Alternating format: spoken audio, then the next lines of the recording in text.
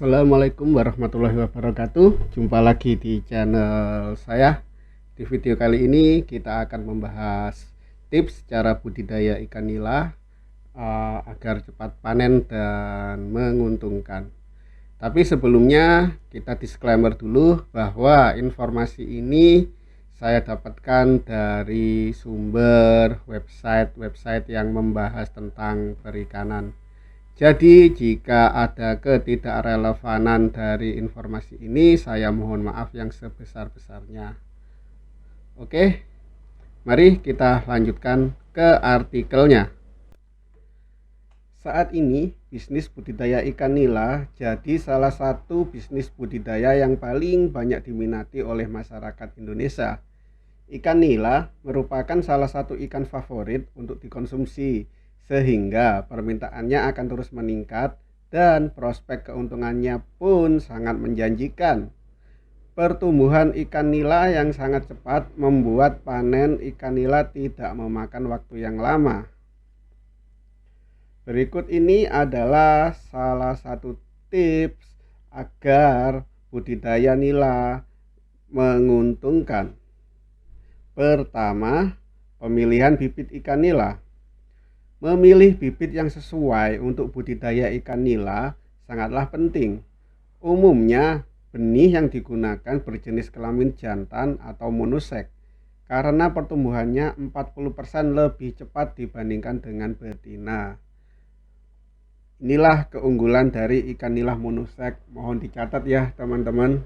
Ikan nila monoseks itu jauh lebih cepat besarnya, terutama yang jantan daripada yang betina. Kedua, pemilihan tanah budidaya ikan nila. Perhatikan jenis tanah yang akan digunakan sebagai kolam. Tentunya ini untuk budidaya konvensional ya teman-teman, bukan budidaya sistem bioflok seperti yang saya bahas sebelum-sebelumnya. Setiap jenis tanah memiliki keunggulan masing-masing.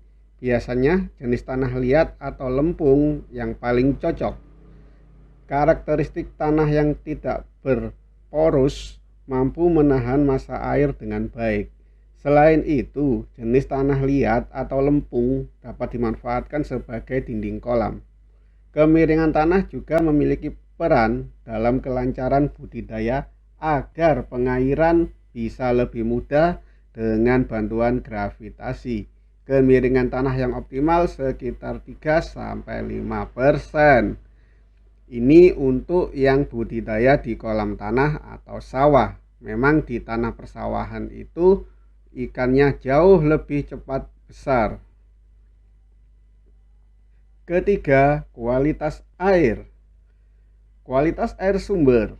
Pemilihan sumber air harus diseleksi dengan benar agar hasil panen menjadi ikan nila unggulan. Pastikan air tidak tercemar zat kimia yang beracun dan berwarna kecoklatan atau kehijauan pekat. Sumber air yang bagus mengandung plankton, yaitu pakan alami ikan nila.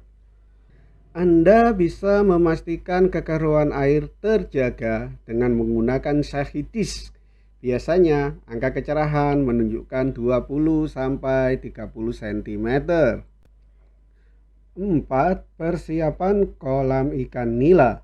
Kolam yang sudah dibuat baiknya juga tidak langsung digunakan. Pengisian air kolam lebih baik dilakukan secara bertahap agar termineralisasi dengan baik. Media perairan yang sehat dan siap digunakan terlihat dari adanya jentik serangga, cacing, dan atau adanya kutu air di dasar kolam atau di permukaan kolam. Lakukan langkah berikut sebelum menebar benih ikan nila. 2 minggu sebelum kolam digunakan, keringkan dan jemur dasar kolam selama beberapa hari. Bersihkan, cangkul dan ratakan tanah dasar kolam. Perbaiki pH tanah agar ikan bisa nyaman di pH netral dengan cara memberikan pupuk berupa kapur tohor sebanyak 100-300 kg per hektar atau bisa juga kapur dolomit sebanyak 500 sampai 1000 kilo per hektar untuk mendapatkan pH 6 sampai 7. Beri pupuk kandang atau organik sebanyak 1 sampai 2 ton per hektar dengan cara ditabur dan diaduk untuk memperbaiki kesuburan tanah. Hal ini berguna untuk menumbuhkan plankton-plankton di kolam tanah kita.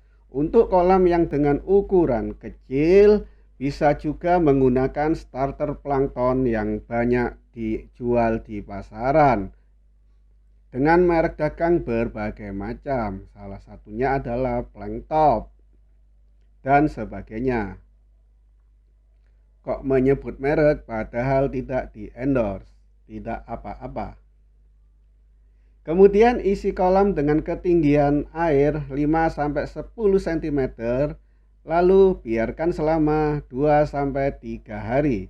Setelah itu tambahkan air hingga ketinggian 75-100 cm.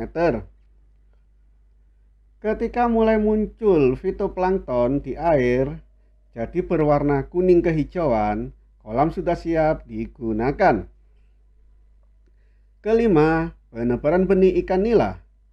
Setelah kolam siap digunakan, saatnya menebar benih ikan nila. Baiknya memakai teknik aklimatisasi supaya benih bisa menyesuaikan diri dengan media perairan dan tidak kaget dengan perbedaan suhu, tekanan, pH, salinitas, dan jumlah oksigen. Kolam budidaya yang sudah ditebar benih jangan ditinggal begitu saja, harus terus dijaga, diawasi, dan dirawat. Keenam, pemeliharaan ikan nila.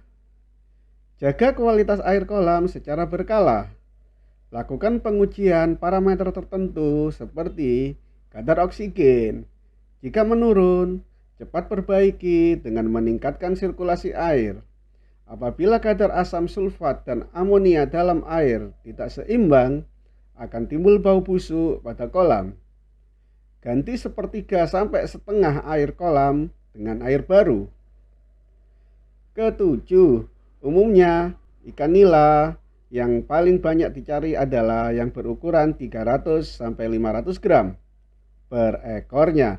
Dengan penebaran benih ukur 10-20 gram per ekor, biasanya membutuhkan waktu 4-6 bulan untuk panen ikan nila.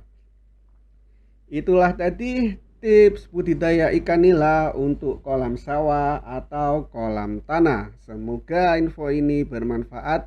Sampai jumpa di video selanjutnya. Jangan lupa like, komen, dan subscribe. Wassalamualaikum warahmatullahi wabarakatuh.